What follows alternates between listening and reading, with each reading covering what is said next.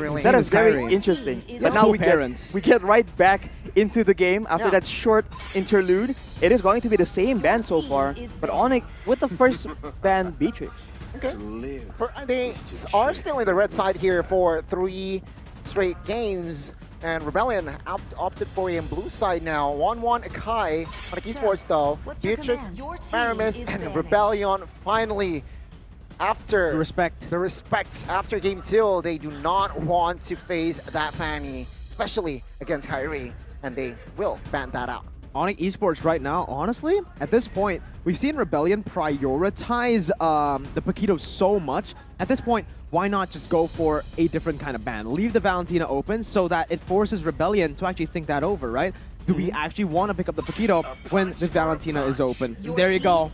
They ban out the Paquito this time. Ooh. Right on point as we are going to take a look at Zin. He's talking about Kyrie here in his comments. Kyrie, is a typical jungler that looks like Albert. From Hero Pool Mechanic, they're very similar. Valentina. The Valentina was left open, first picked by Rebellion Zion for Sway Low. So what Zin mentioned, what Zin commented on is basically that he thinks Kyrie and Albert are very similar. He's comparing to the Indonesian jungler here, the PH jungler as well as the Indonesian jungler. But if you're an Onic fan, I want to see in the comments, hashtag get well soon Kyrie. Get well soon. It does seem like he is feeling unwell, even though he is playing Arashi, but Onic Esports now with the response, they can go for Esme perhaps this time. Ooh. Esmeralda is up there in Heroes with great performances, but no, they go for the Julian and they prioritize the Claude, taking it away from Rebellion, taking away from Hyze's comfortable hero pool. They realize the importance of it, as you mentioned, Mirko, of Hyze being able to hard carry, and they deny that. So for Rebellion, will they have an alternative? Because all the quote-unquote meta heroes are no longer in the picture. They can go for a Popple and Koopa, the next best thing when it comes to turret demolitions. But Rebellion, we'll have to see if they actually have the composition ready for that kind of decision.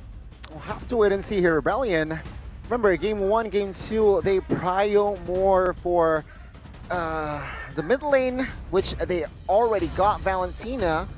But what else? Yeah, Popple and Koopa, you're right, Rashi. They are going for that objective strat here in the third and final game. And to add to that, they are going to steal that Grok away from the side of Onic Esports, realizing that game 2, Sans, this Grok was everywhere. What, double-digit assist? Almost 20 assists to his name. And with the Grok pick, now they can kind of flex it, right? They can actually... Well, no, actually, no, they can't anymore. I forgot that the Valentina was picked up, so there's no longer going to be that flex of the double roam potential.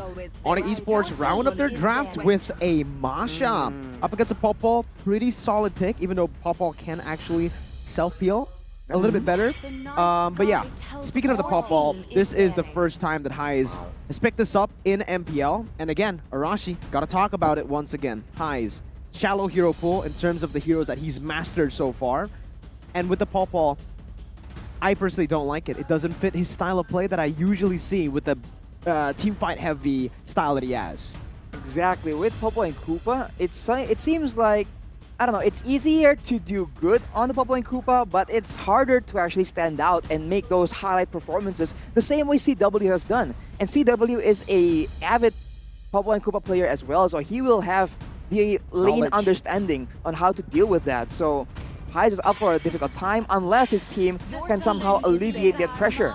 For Rebellion, they ban out that Kadita. It is an absolute menace in the hands of Keyboy, and we have seen what they can do with that pickoff, with that very high damage roam support. And once again, Arashi and Gani, I need to talk about this. Rebellion Zion, their draft in the first phase, they don't have flex potential at all. Yeah. Picking up the Grok, Valentina, and Popple, we know exactly where those three heroes are going. Meanwhile, Onic, the Julian, is an amazing flex pick. Even the Masha as a roam. So Rebellion, they're going to have to think twice, maybe even thrice about their bans. Meanwhile, Onic, they just go for the XP. Well, it's quite clear, though. It's quite clear that the game plan from the side of Onic Esports in the second phase, they are shutting Darius' hero pool. Take a look. In the first phase, they opted for a Paquito ban. In the second phase, they are just targeting Esmeralda, Uranus. Now, they're asking Rebellion, they're asking Dyrun specifically, what are you going to play, bro? And Onic Esports here has a slight edge. So Rebellion needs to somehow find the answer. Well, for Dyrun, his signature pick back then was that Khalid. We have to wonder if that will come out actually in this game. Rebellion banned out that Yves though, so they want to make sure that they don't lose that completely in terms of Oh, AoE. man. But Onic, they yoink away that Matilda, that playstyle. Yoink. So now Onic, they have chances to make those very bait heavy, essentially mobile gameplay where they can just dive in and get out with that guiding wind. So Rebellion, they need some crowd control. They have the Popo and Koopa, but he will, Highs on the Popo and Koopa will have his hands busy trying to deal with the diving heroes on the side of Onic Esports. Balman. They secured a Balman and a Benedetta. I was about to mention the Benedetta actually for Dyron because Yes. that's the only pick that we have seen him on that has found success other than the Paquito. Win And rate. obviously the Esme. He's still at 100% with that Benedetta. Obviously with the Benedetta on the Execute last time. Remember, we actually predicted him to go for the Petrify on a Bene, but he went for the Execute and it worked well. For Rebellion, I think it was against Alter Ego. Yeah, when they 2-0'd Alter Ego, they picked the Benedetta in the XP. And with this draft set, I don't know, there's a lot of mobility, Arashi, from Onic Esports. And that Benedetta will lose the kill pressure that she has up against a mobile composition. Exactly, so you wonder what exactly is Dyron's plan. Is it to be annoying? Is it to actually have pressure in multiple lanes? We'll just have to see, man, because he has shown that he can do it both ways. But the last pick for Onic will be that Amon in jungle, it seems. Oh. Wow, so it's an assassin. But honestly, there's not a lot of targets Yeah. that are that priority for him to just dive at. Let's see, though. An audience comment here, Arashi from chacha.intan. Consistency. Don't be toxic because it can affect the mood in the team. Don't forget to pray before the match. Go Rebellion. It's Hang a on. mix. It's a mix. Dream Rebellion, go Onic, right? Go Rebellion.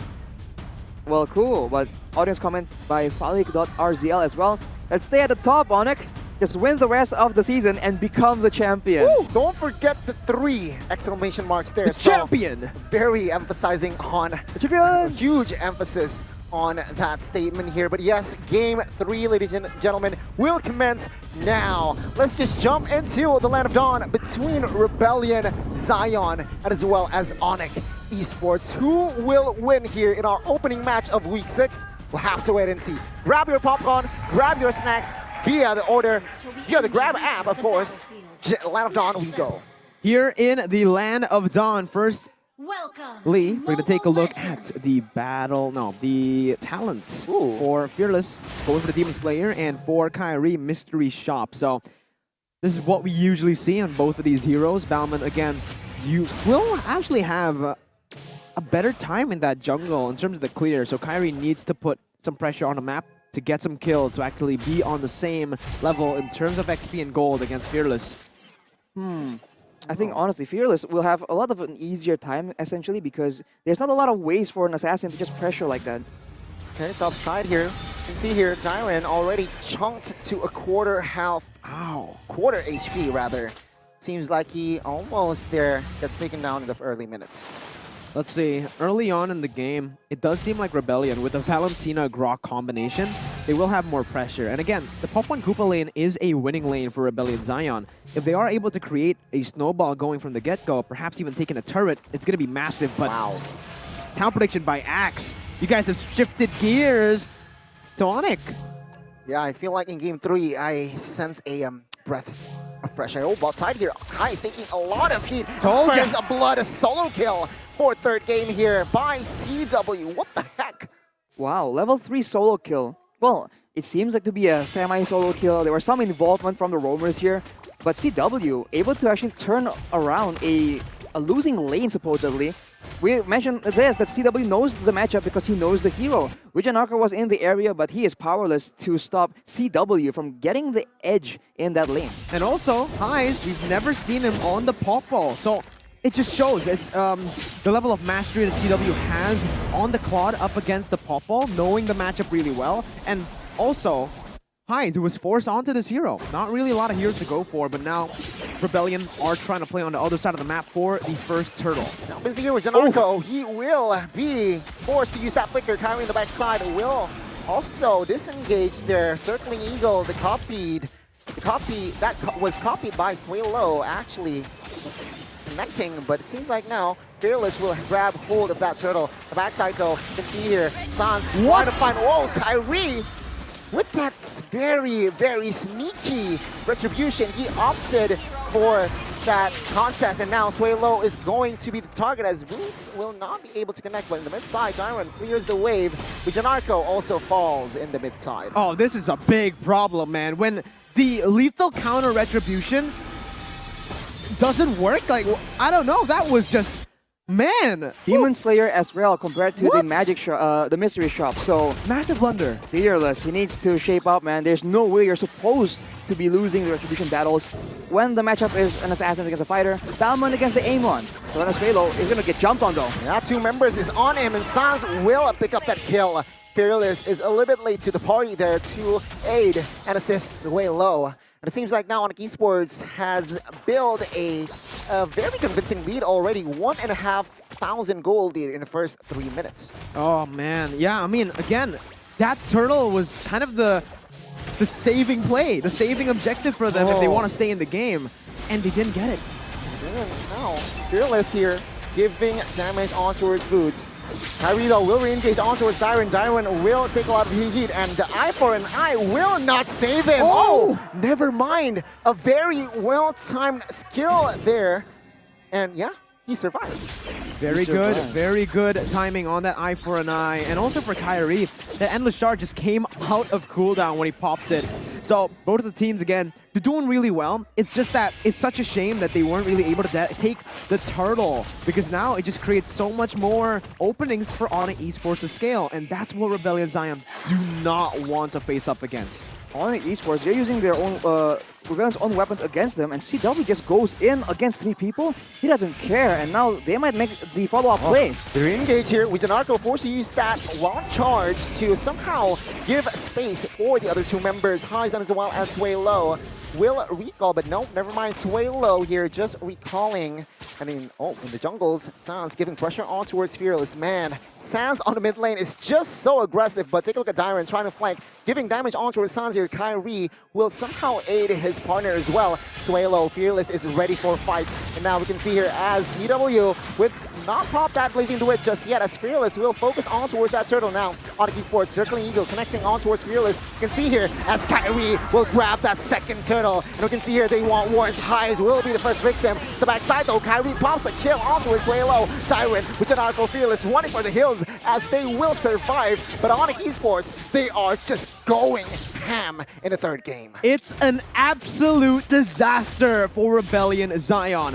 When Kyrie can out-retry 2 retries, technically, it's just, how do you go for the win at this point? 4.8k gold lead, Fearless twice in a row, losing the retry battle up against an Amon who's on the same level and only with 1 retry. Oh, you can see here, Keyboy. Oh, he gets all in here. 3 members is on him, and he survives with no sweats whatsoever in the mid side. Kyrie and as well as Boots will try to respond, and take a look at the damage. Fearless will fall. Boots will be the executor as Keyboy is just so on point, baiting all the resources from side of Rebellion, and Onic Esports very quick to respond. On the top side though, Byron will look for a kill on towards Kyrie, but Kyrie is just too slick on that Amon, and he will survive there, perhaps giving enough space for Dyron there to pressure top side.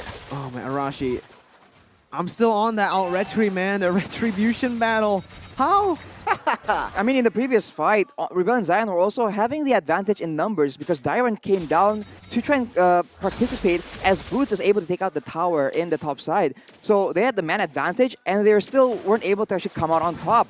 Onic Esports, way too much mobility, and Rebellion Zion, no catch, no sustainability, they get picked out. Oh, CW in the backside will try to find a kill on towards Vijanarko, still surviving though. CW now looks for a kill on towards Hyzen, and he gets it. Killing spree there, collected by CW. And now Dyron will not be able to do anything. He will retreat as the inner turret forward side of Rebellion falls. Onic Esports claiming 3 turrets in the first 7 minutes, and it's not looking good. 4 turrets.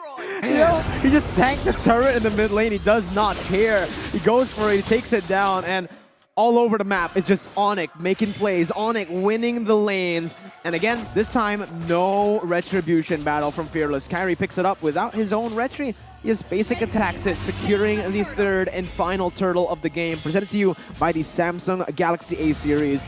Arashi, what are the win conditions for Rebellion at this point? At this point, it's just way too difficult, man. They need to try and get a fight where they're able to use their superior combo and burst and their limited crowd control and take someone out. If they can delete CW or Kyrie, they stand a chance to actually win the fight afterwards. But unless they do so, they're just so behind right now, and they're going on boots, not exactly the ideal target.